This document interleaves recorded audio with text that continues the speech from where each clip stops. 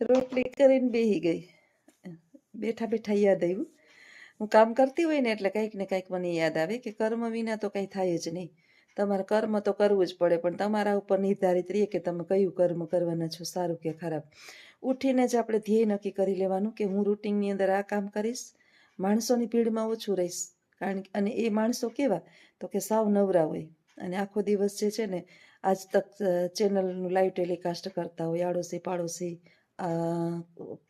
ઢીમકું ફલાણું પૂછડું, ઓલું હું કરે આ હું કરે, એવાની પાસે હું બિલકુલ નહીં બેસું, વાત પણ નહીં સાંભળું અને મારી તારી નહીં કરું. એટલે આપણા 50% કર્મો જે છે ને આપોઆપ એની મેળે છે.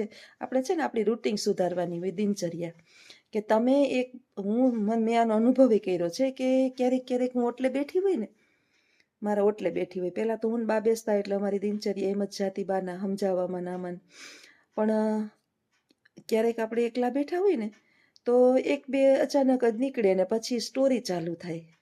ઓલું આમ ને તમને ખબર છે, ઓલા આમ કર્યું, ઓલી છોકરી આમ ભાગી ગઈ, ઓનું ઘર ઘણું કર્યું, ઓના પરણેતરા આવ્યાનું, આમ થયું, ઓનું છૂટું થઈ ગયું ને બહુ પંચાત, બહુ ક્યાંથી ક્યાં માણસને બધી ખબર હોય. આ બધા લાઈવ ટેલિકાસ્ટ હોય અને નવરા માણસનું કામ છે. એટલે આપણે આપણી દિનચર્યામાં ઉઠીને સુધારો કરાય કે હું નહીં બેસું, આવી જગ્યાએ હું નહીં બેસું. એટલે અજાણતા જે આપણે કર્મો સાથે જોડાઈ જઈએ ને, કર્મો સાથે આપણે જોડાઈએ નહીં.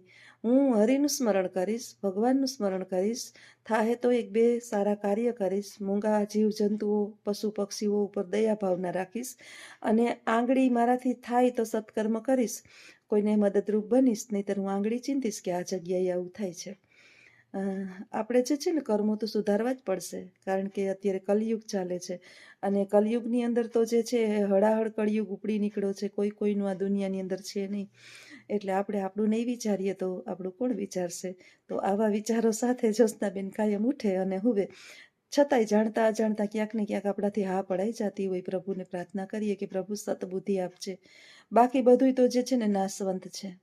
આ પૃથ્વી પર ગમે એટલું ધન દોલત માયા સોનાના મહેલ હોય, આ બધા પાસે છે, આપણે બધાય જાણીએ છીએ. પણ અંતે તો મેં તો મારા ઘરની અંદર હમણાં ભાઈનું મૃત્યુ જોયું, બાનું મૃત્યુ જોયું, મારા નણદોયાનું મૃત્યુ જોયું, કાકીજીનું મૃત્યુ જોયું. બધાની પરિસ્થિતિ અને હાલત અને જે અવસ્થાની અંદર એ આ દેહને ત્યાગ કરે એ સમય મેં જોયો છે ને.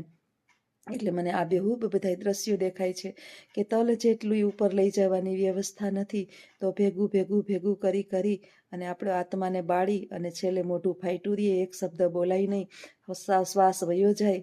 તો એનાથી બેટર છે કે હરિનું સ્મરણ કરતાં કરતાં, સત્કર્મ કરવા કરતાં કરતાં, અને આપણી પાસે જરૂરથી વધારે છે તો થોડું ઘણું પણ કોકને દેતા દેતા આપણે ઈશ્વરના ધામમાં પહોંચીએ. કાંઈ લઈ જવાનું નથી. એક પણ વ્યવસ્થા એવી છે નહીં કે આપણે ઉપર લઈ જઈએ. મને અમારા વિદ્યાર્થીઓ કહેતી હોય કે મેડમ તમે તો છે ને કાયમ સોનું પહેરો. અમે કાયમ પહેરવા ના દઈએ, ક્યાંક બારગામ કે જઈએ કે લગ્ન પ્રસંગે જઈએ ને તો સોનું પહેરીએ. હું જે છે ને બ્રેસલેટ પહેરું, પાટલા પહેરું, ચેન પહેરું, બધું પહેરું છે. વીંટીને મને શોખ છે તો હું પહેરું છું. એટલે મેં એક સરસ જવાબ આપ્યો કે ખબર જ છે કે પડ્યું છે એ પડ્યું રહેવાનું, પહેર્યું છે એ ઉતારી લેવાના. અને આપણે આપણા માટે જ, આપણા શોખ માટે જ કરાવ્યું હોય તો આપણે બારે ક્યારે જવાના હોય? અને બારે એવી જગ્યાએ જતા હોય ત્યાં ડર લાગતો હોય એટલે આપણે ઉતારીને જતા હોય. તો પહેરવું ક્યારે? તો રાખવા માટે તો નથી આપણે બનાવ્યું, પહેરવા માટે જ બનાવ્યું છે. તો શોખ પૂરા કરી લેવાના. તો આવો વિચાર છે કે આપણે આપણા શોખ આપણે પૂરા નહીં કરીએ તો બીજું કોઈ તમને નહીં કહે કે તમે તમારા શોખ પૂરા કરો. અને આ વાત 100% સત્ય છે. તો આગળ વિડીયોમાં બન્યા રહેજો. ચાપલી બેન જે છે ને એને બહાર જવું છે તો એને બહાર આટો મરાઈ આવું, પછી આપણે આગળ વિડીયોની અંદર મળીએ. ચા પીવાઈ ગયો અને લોટ બાંધી લીધો. આજે છે ને રોટલી ઓછી કરવાની છે, કેમ કે અજીતને ગુરુવાર છે, અત્યારે નાસ્તો નહીં કરે. અને ચા તો અજીત મૂકીને જ ગયો હતો એટલે પીવાઈ ગયો છે. અહીંયા જે છે ને સરસ મજાના ચીકુ છે, આ વાડીએથી આવ્યા છે ચીકુ, સ્પેશિયલ વાડીના ચીકુ છે. આનું બનાવવું છે જ્યુસ આજે. એટલા સરસ મીઠા મીઠા છે કે ખાવાની મજા આવે. અમારે ચાપલી બેન ઉઠીને બાજુમાં અહીંયા બેહીને હુઈ ગયા છે જોતા. હમણાં એવી લૂચી થઈ ગઈ છે ને કે નીંદર કરવા નથી દેતી, ઉપરથી નીચે આવે, નીચેથી ઉપર આવે, હળિયું જ કાઢે. ખબર નહીં શું પ્રોબ્લેમ હોય, કંઈ બીમાર કે છે નહીં, ખાઈ તો લઈએ જ પણ વાયડી થઈ ગઈ છે હમણાં એવી. બાયણે રખડવા જવું જોઈએ છે, એકલીને ગમતું નથી, ચાપલી નહીં. માણસને છે ને હથવારો જોઈએ, માને હથવારો જોઈએ. તો રોટલી કરી લઉં, પછી મળીએ આપણે આગળના વિડીયોમાં.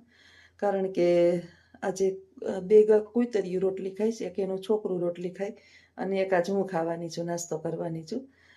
એટલે રોટલી ઓછી કરી, બપોરની વાત બપોરે ગરમા ગરમ. તો આગળ મળીએ વિડીયોમાં. આવજો બધાએ. સીતારામ બધાને. સવારના 5 વાગી ગયા. જય શ્રી કૃષ્ણ અને જય માતાજી. ઉઠી ગયા, ઉઠીને બસ દિનચર્યા કાયમની શરૂ. આજે છે ગુરુવાર, એટલે નાસ્તા પાણી તો અજીતને ના કરવાના હોય ગુરુવારીએ. મારે એકને નાસ્તો કરવાનો અને ગલુડિયાની રોટલી બનાવવાની છે. ચા ગરમ મૂકી દીધો, હાથમાં લઈ લીધો મોબાઈલ અને ઉઠો જાગો ને ભાગો. આ ધ્યેય છે અમારું, ઉઠો જાગો અને ભાગો. ધ્યેય પ્રાપ્તિ ન થાય ત્યાં સુધી મંડ્યા રહો. જીવનના આપણા છેલ્લા શ્વાસ સુધી છે ને આપણું એક લક્ષ્ય હોવું જોઈએ, અને એ લક્ષ્ય એવું હોવું જોઈએ કે હું મારા જીવનના છેલ્લા શ્વાસ સુધી કામ કરીશ. કામ એ જ કર્મ છે અને કર્મ એ જ આપણો ધર્મ છે. પછી કર્મ સાથે ધર્મ જોડાઈ જાય ને એટલે આપણું સત્કર્મ જ થાય. તો જાણતા અજાણતા આપણે ઘણા બધા એવા કર્મ કરી નાખીએ છીએ કે જે પાપના ભાગીદાર બનીએ. પ્રભુ પાસે ઉઠીને પ્રાર્થના કરીએ.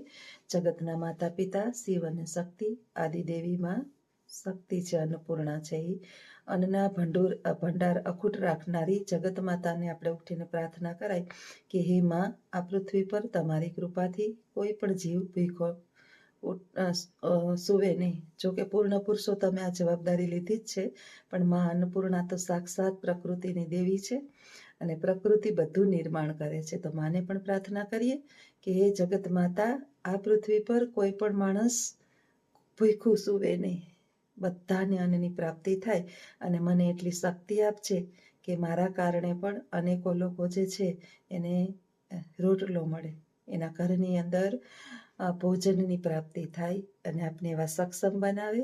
તો આગળ વિડીયોમાં બન્યા રહેજો. આવજો. સીતારામ.